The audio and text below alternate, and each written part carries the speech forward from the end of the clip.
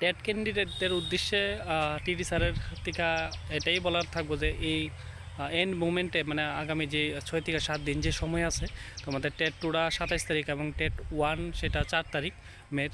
তো এই সময়ের মধ্যে তোমরা বাকি যে সময়টাই তখন তোমরা কী কী কাজ করতে হইব তোমাদের যদি এক্সামটা তোমরা ক্লিয়ার করতে চাও, তবে এই সময়ের মধ্যে জাস্ট তোমরা কী করো, রিভিশনের উপরে জোর দো।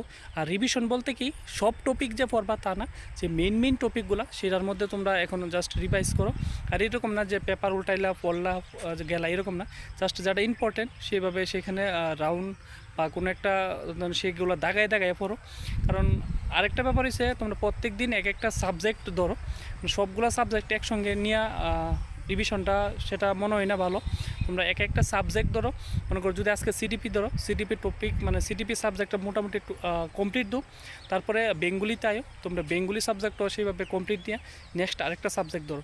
মোটামুটি দেখবা এই সময়ের মধ্যে কেউ এরকম না যে সবগুলো সাবজেক্ট একসঙ্গে নিয়ে রিভিশন দিবা, তাইলে মনে করো আউটপুটটা সেরকম ভালো হইতো না।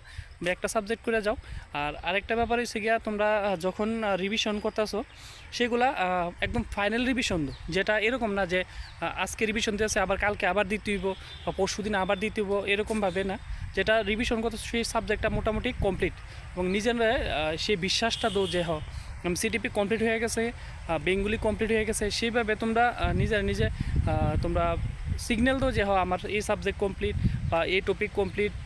এইভাবে তোমরা আগাও। আর আর আমার থেকে থাকবো যে তোমরা পরীক্ষা তো খুব ভালোই হইব এবং কোশ্চেনও খুব ইজি হইব, এরকম না যে কোয়ালিফাই করা যেত না। জাস্ট তোমরা এখন শুধুমাত্র রিভিশন করো, আর যেই মেন টপিকগুলোই করো, সব টপিক একসঙ্গে নিতে যাও না। আর এটাই বলার আছিল। নেক্সটে আবার দেখা হইব।